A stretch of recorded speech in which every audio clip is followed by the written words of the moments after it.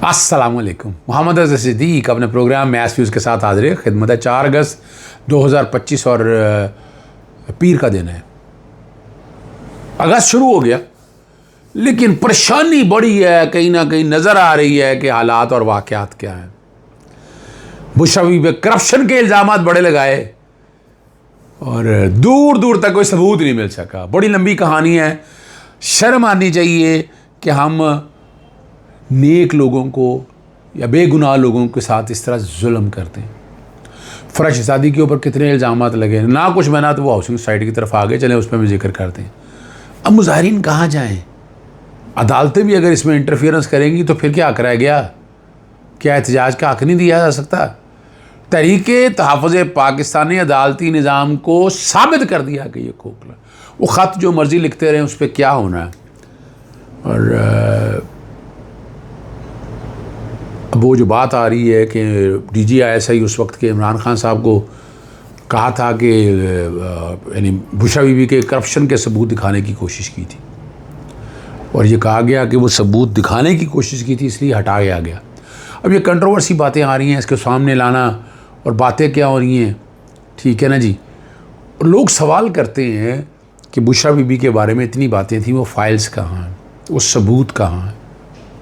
वैसे तो फ़रश शादी के अगेंस्ट बड़ा कुछ कहा कि आप सीटें बिकती रही, पता नहीं क्या कुछ होता रहा।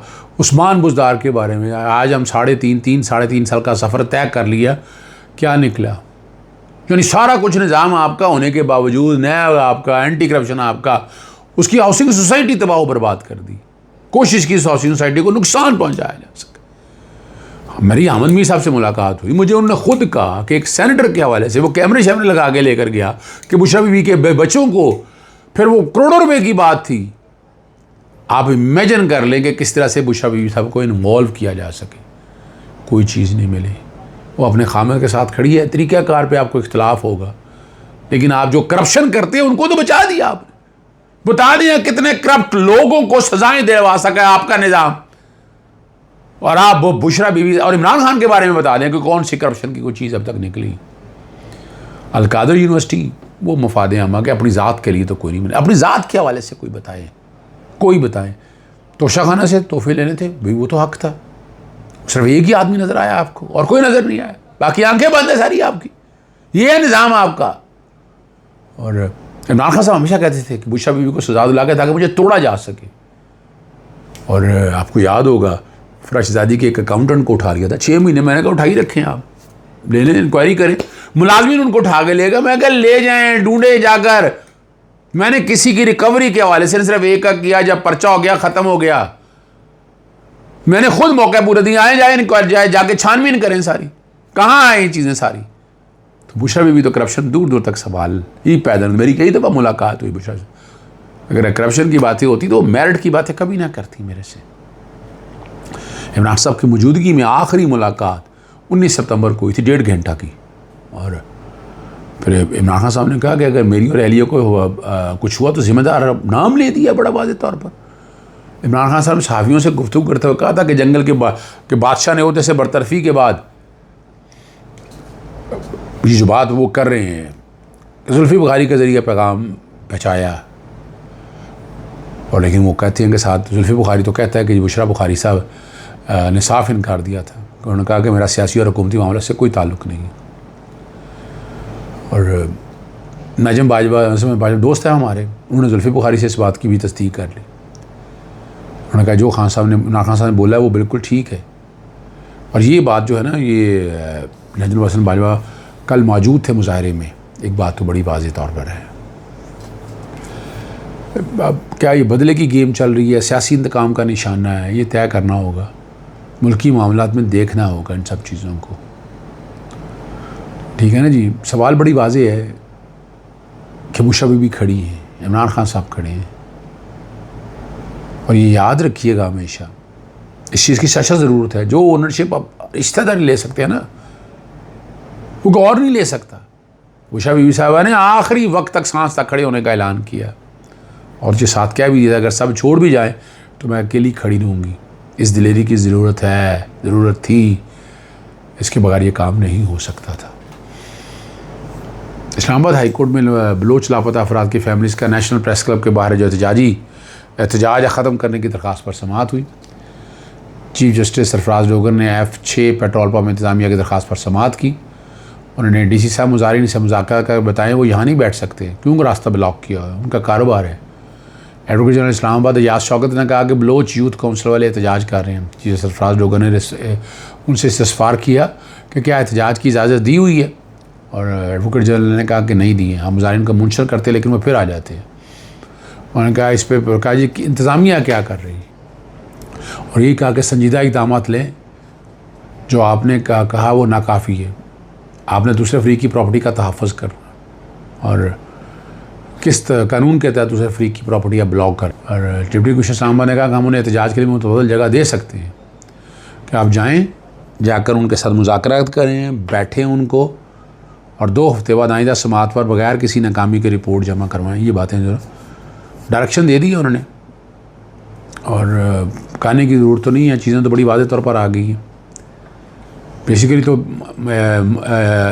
उनसे मुज़ाकरात करके एहतजाज करने की बात हदायत कर दी है। बलोच लापता अफराद फैमिली का एहतजाज मुज़ाकरात से ख़त्म करने के लिए 2 हफ्ते की जो रिपोर्ट दी है, और ताकीद किया कि 15 दिन दे रहा हूँ। इसका मतलब ये नहीं कि 15 दिन बाद रिपोर्ट जमा कराएँ, यानी एज़ अर्ली एज़ पॉसिबल सारे मामले को लेकर चला जाए।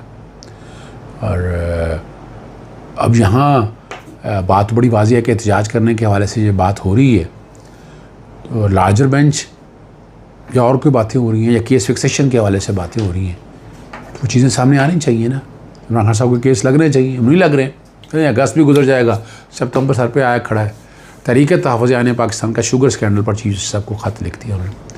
ख़त में चीफ जस्टिस को शुगर स्कैंडल पर मामला 3 रुकनी जजिस कमेटी को रेफ़र और आज खुद नोटिस लेने का मुतालबा किया है। तहकीकाती कमीशन तश्कील देने की बात की है, और शुगर स्कैंडल पर ज़िम्मेदारी का तयन करने का भी कह दिया। दिन दहाड़े अरबों से अरबों रुपया लुटा जा रहा है, और तमाम एहतसाबी इदारे खामोश हैं। डायरेक्टली और इनडायरेक्टली आपको पता है शुगर इंडस्ट्री में ताल्लुक़ हुकूमत से, अपोजिशन से, जजिस से, जर्नैलों से, साबका की बात हो रही है, उनसे चला आ रहा है किसी ना किसी तरीके से। ख़त जो है महमूद खान चकज़ई, इलामा नासिर अब्बास, असद कैसर और मुस्तफ़ा खोखर की जानिब से भेजा गया। ठीक है ना जी। और वो एक और बड़ी ज़बरदस्त बात बताने लगी, अगर ये नान नुखवा का केस होता तो वो ज़रूर सुनते तहरीक की बात। ये चीज़ें उनके लिए आउट ऑफ सिलेबस है। हमारे दोस्त है शाहिद हुसैन, उन्होंने चीफ जस्टिस कराची रजिस्ट्री पहुँचे। चीफ जस्टिस ने मियाँ बीवी के 4 झगड़ों और 2 घरानों के झगड़ों से मुतल्लिक़ केसेस के फ़ैसले सुनाए। ये वक्त गुजारी के केस सुन रहे हैं जिनका हुकूमत से कोई ताल्लुक़ नहीं और इनसे कोई उम्मीद नहीं। अब जो चीनी का मामला जो मज़ीद संगीन हो गया हुआ, और हुकूमत की परवाह भी नहीं है, क्योंकि उनसे कौन पूछेगा। तकरीबन 0% टैक्स करके चीनी दरामद की, और फिर अब हुकूमत ने चीनी दरामद करने का एक और टेंडर जारी कर दिया। ट्रेडिंग कॉरपोरेशन के मुताबिक 1 लाख मैट्रिक टन चीनी का टेंडर 11 अगस्त को खोला जाएगा, और 2 लाख टन चीनी पहले ही दरामद करने की बात की है। अब मायदा जो बताया जा रहा है खुफिया रखा जा, IMF को नज़रअंदाज करके सब्सिडी भी दी जा रही है, और तफसीलात भी सामने नहीं आ रही। तफसीलात आनी चाहिए, टेंडर की तफसीलात भी आनी चाहिए, कीमतों का इंकशाफ भी सामने आना चाहिए। अब ये सारी चीज़ें सामने आएंगी तो पता चल सकेगा ना कि आम आदमी क्या कहते हैं। और सुहेल बड़ाइच आजकल ख़बरों में बहुत हैं। सुहेल बड़ाइच साहब आजकल ख़बरों में बहुत हैं, और वो कहते हैं कि हमारे मेज़बान दोस्त नजम सेठी साहब कह रहे हैं कि सदर ट्रंप ने इमरान खान साहब से हौला हाथ रखने का मशवरा दिया है, जबकि इफ्तार के वानों से खबर आ रही है कि इमरान खान को अड्डे से इस्लामाबाद की निस्बत सख्त जेल में मुंतकिल किया जा रहा है। और अपोजिशन बड़बोली होती है और अक्सर लग इल्ज़ाम लगाती है। ये वो कह रहे हैं रियासत और हुकूमत को निशाना बनाती है, जिसका जवाब शाफियत से दिया जाए ताकि आम लोगों के लिए समझना आसान हो। अब वो बातें जो सारी वो कह रहे हैं कि ये जो कोई भी बातें हुई थी वो सारी बेहतर होंगी, लग बातों से परहेज़ करना चाहिए। सुहेल बड़ाइच जो है ना, अब इरफान सिद्दीकी, अंसार अब्बासी, अताउल्लाह कासमी, साले जाफ़र, मेरी वो बातें अब सारी सरेआम हो रही हैं और सारी बातें सामने आ रही हैं, और नज़र आ रहा है सुहेल बड़ाइच साहब को बैलेंस का एक सामने रखना चाहिए। जो ज़्यादती हो रही हैं, यानी सियासी जद्दोजहद के हवाले से तो बात उठानी चाहिए ना, जो जुल्म और ज़्यादती हो रही है उस पर तो बात करनी चाहिए ना उन्हें। मैं उन्हें जानता हूँ और मेरा ख्याल है वो बात करेंगे भी। डॉन अखबार का एडिटोरियल बड़ा आम है, और मैंने ट्वीट भी किया था, सियासी कानून के ख़िलाफ़ कानून को बतौर अतियाल इस्तेमाल इस पैमाने पर पाकिस्तान की तारीख में पहले कभी नहीं देखा। मुल्क में जमहूरी हुकूमत के अदवार में इतनी बड़ी तादाद में मुंतखब नुमाइंदों और सियासी कारकुनों को कभी सज़ा नहीं हुई और ना ही कभी सियासी कारकुनों पर दहशतगर्दी के तौर पर मुकदमा चलाया गया। और अब जो कहा यही जा रहा है, जो बातें एडिटोरियल के अंदर भी हैं कि 26वीं तरमीम आने लाई गई, अपनी मर्ज़ी के जजेस लाए गए, शायद यही इसी में बात की है। या चलें नुक्ता अगर किसी ने दिया है या आप यूँ ले लें, झूठे केस बनाकर सजाएँ दी गई।